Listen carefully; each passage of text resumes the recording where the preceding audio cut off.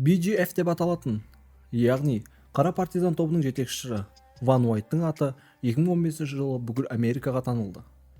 Бала кезінде ол түрмеге түсіп, кейін қайтадан бостандыққа шыққан. Алайда соңғы 3 жыл ішінде ол қамауда болған кезде жағдай күрт өзгерді.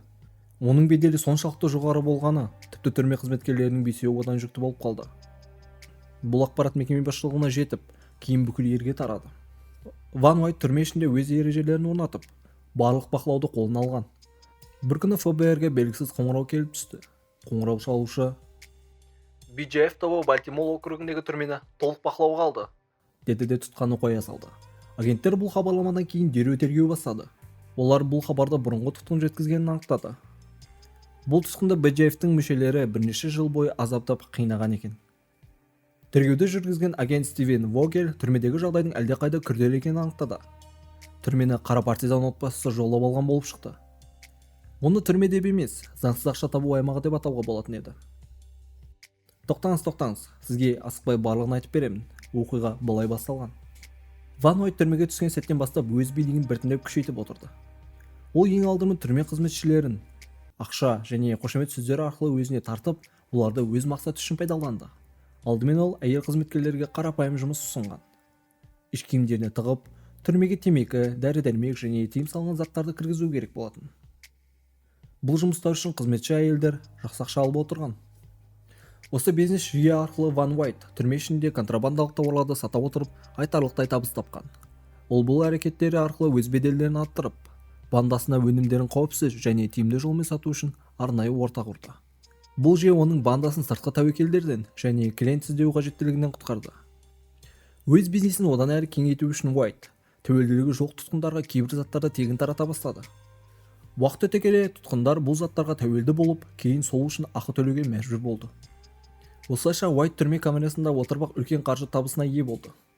ФБР-дің мәліметінше, оның контрабандалық саудасынан ай сайынғы таза табысы 20 мың ақш долларына жеткен. Негізі Уайтты таза кәсіпкер деп атасақ болады. Себебі оның методикасы эффективті болып шықты.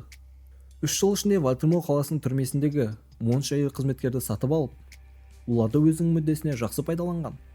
Бұл әйелдер ұялы телефондар мен басқа тыйым салынған заттарды түрмеге жеткізіп, бандиттерге еркін әрекет етуге мүмкіндік берді.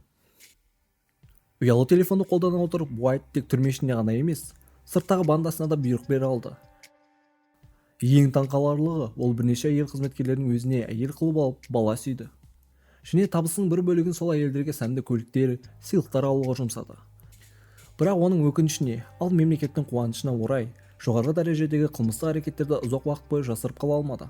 Ақыры бұл қылмыстық іс әшкереленіп, тиісті тұлғалар жазаланды.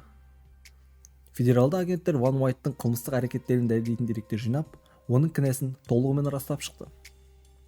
Ал ақш сенаторы бұл оқиға туралы білгенде дереу тергеу жұмыстарын бастады. Барлық 13 әйел қызметкерлер жұмыстан босатылып, 2013 жылдың сәуір айында Уайтқа қосымша 12 жыл түрмеде отыру жазасы тағайындалды. Айта кетерлік жағдай.